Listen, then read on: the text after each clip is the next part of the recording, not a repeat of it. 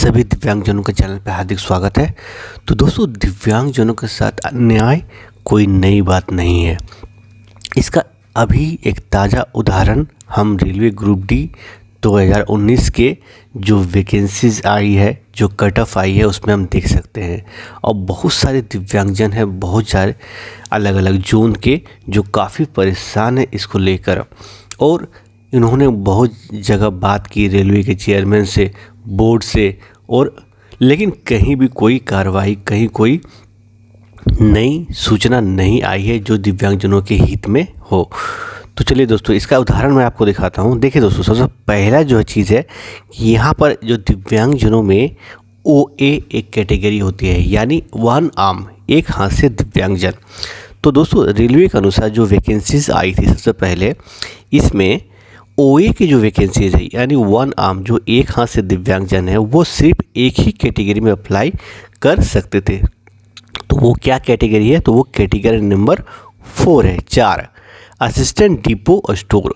और दोस्तों, यहाँ पर देखिए, जो सेंट्रल रेलवे में वैकेंसीज आई थी, वो यहाँ पर टोटल अगर बात करें तो LD कैटेगरी में OA के टोटल 7 ही सीट आप देख सकते हैं। यहाँ पर ये जो 60 सीट देख रहे हैं, इसी 7 सीट में ही OA की कैटेगरी के लोग अप्लाई कर सकते थे। ठीक है। अब दोस्तों, रेलवे की दोहरी नीति, यहाँ पर 2 तरह के कट ऑफ सामने आ रहे हैं। तो चलिए आपको दिखाते हैं कुछ। तो सबसे पहले दोस्तों देखिए, यहाँ पर असिस्टेंट डिपो स्टोर, जैसा कि मैंने आपको बताया, तो इसी में OA कैटेगरी एक होता है जो अप्लाई कर सकते। यस लिखा हुआ है। तो वैकेंसीज जब आई थी तो यहाँ पर OA कैटेगरी के लोग इसी में अप्लाई कर सकते थे, और बाकी किसी में आप देख सकते हो, किसी में भी OA कैटेगरी के लोग अप्लाई नहीं कर सकते थे। अब जैसे मेरे पास एक कैंडिडेट का डिटेल है एप्लीकेशन फॉर्म का, तो इन्होंने सिर्फ एक ही कैटेगरी के लिए अप्लाई किया था, क्योंकि ये भी OA कैटेगरी के अंतर्गत आते हैं। तो देखिए दोस्तों, इन्होंने जो LD कैटेगरी, यहाँ देखिए LD तो 4 और यहाँ पे 0 है, तो 4 ही पोस्ट के लिए ये एलिजिबल है, यानी 4 पोस्ट के लिए ही ये फॉर्म भरे थे, और 4 ही पोस्ट में अगर सिलेक्शन इसका होना है तो 4 ही पोस्ट के अंतर्गत इनकी जो मान्यता इनको दी जाएगी, उन्हीं में इनको एलिजिबल माना जाएगा। ठीक है। लेकिन रेलवे की 1 लाख से ऊपर वैकेंसीज में सिर्फ 4 ही पोस्ट के लिए ये एलिजिबल है, जो कि बहुत बड़ा अन्याय है यहाँ पर। अब दोस्तों, यहाँ देखिए, जो RRC हुबली का रिज़ल्ट आया था, तो इन्होंने क्या किया कि OA LD कैटेगरी के OA को अलग कट ऑफ दे दिया, और LD कैटेगरी के जो बाकी दिव्यांगजन हैं उनको अलग कट ऑफ यहाँ पर दे दिया, क्योंकि यहाँ पर सीटें कम थी, इसके चलते यहाँ पर कट ऑफ ज़्यादा देखने को मिल रहा है। यहाँ पर 3-4 सीटें थी, जिसके कारण यहाँ कट ऑफ ज़्यादा भाग गया, और बाकी कैटेगरी के लोगों को कट ऑफ यहाँ पर कम है। वो इसलिए हुआ दोस्तों, क्योंकि यहाँ पर क्या है, कम सीटें थी, और यहाँ पर ज़्यादा सीटें थी। कट ऑफ कम है या कट ऑफ ज़्यादा है?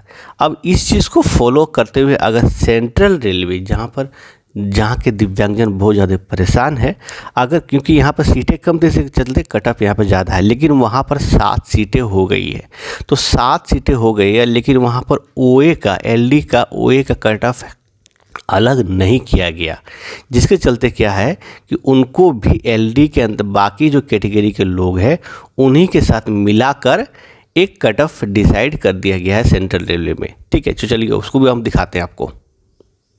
सो फ्रेंड्स, ये रहा CR सेंट्रल रेलवे का कट ऑफ। तो दोस्तों, यहाँ देखिए, LD कैटेगरी में यहाँ पर जो सीटें हैं, यहाँ पर भी सेम चीज़ है।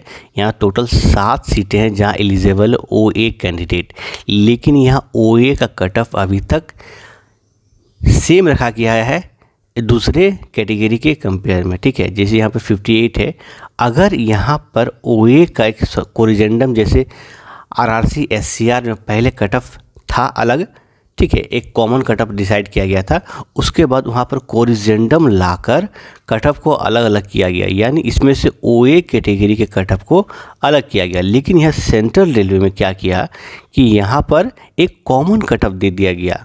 ठीक है। जिसके कारण जो OA कैटेगरी के लोग हैं, जो सिर्फ 7 सीटों पर ही अप्लाई कर सकते थे, उनको भी 58 लाना कंपलसरी हो गया।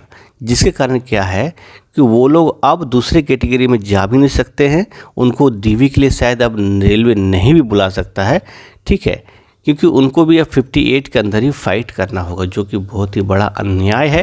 क्योंकि रेलवे क्या एक ही संस्था है, आरआरबी भारत सरकार के रेलवे मंत्रालय के अंतर्गत आती है, और उसका दोहरी नीति यहाँ पर, जैसे वहाँ पर कोरिजेंडम लाया गया SCR में, लेकिन यहाँ पर CR में कट ऑफ को कम नहीं किया गया या फिर कट ऑफ को अलग नहीं किया गया दूसरे कैटेगरी के कंपेयर में, ठीक है, जिसके कारण बहुत सारे दिव्यांगजन बहुत ज़्यादा परेशान है कि हमारा कट ऑफ को यहाँ पर OA को अलग अगर कर दिया जाता तो जाहिर है सीधे सीधे, क्योंकि यहाँ पर वैकेंसीज ज़्यादा है तो कट ऑफ यहाँ पर कम हो जाता, क्योंकि OA कैटेगरी के लोग बहुत ही कम है जो अप्लाई किए हुए हैं OA कैटेगरी के अंतर्गत सेंट्रल रेलवे में।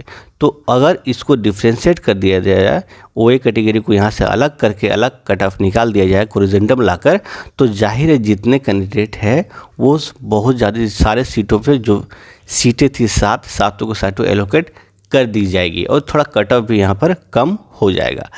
तो आप सभी लोगों से, आप सभी दिव्यांगजनों से रिक्वेस्ट है वीडियो को ज़्यादा से ज़्यादा शेयर कर दें, ताकि सरकार के अंतर्गत, रेलवे मंत्रालय के अंतर्गत इस वीडियो के माध्यम से वो लोग जाने कि कैसे यहाँ पर दिव्यांगजनों के साथ अन्याय हो रहा है और इस चीज़ को सॉल्व कर दिया जाए जल्द से जल्द, ताकि जो वैकेंसीज़ है वो फिलअप हो जाए। तो दिव्यांगजनों की बहुत सारी डिमांड आ रही थी कि इस पर एक वीडियो बना दिया जाए। तो चलिए दोस्तों, आप सभी लोगों से रिक्वेस्ट है वीडियो को ज़्यादा से ज़्यादा शेयर कर दें अपने दोस्तों में। मिलते हैं फिर अगले सूचना में, तब तक के लिए धन्यवाद। जय हिंद, जय भारत।